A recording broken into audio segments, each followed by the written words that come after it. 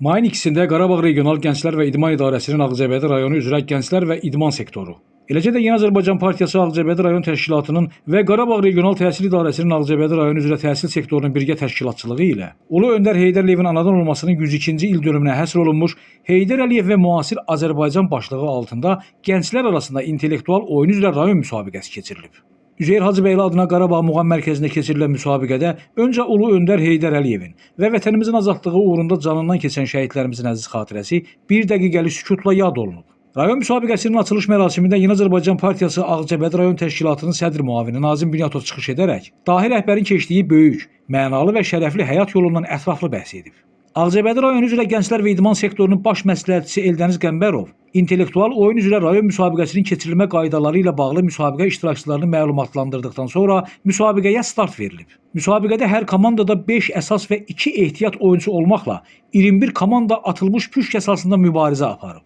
Gərgin və maraqlı intellekt savaşı ilə keçən müsabiqənin yekun nəticələrinə əsasən Ağcabədi şəhər Səməd Vurğun adına 4 nömrəli tam orta məktəbin komandası 1-ci yerə, Məmməd Əsədov adına şəhər 5 saylı tam orta məktəbin komandası 2-ci yerə, Akif Sultanov adına Kütlər kənd tam orta məktəbinin komandası isə 3-cü yerə layiq görülüb.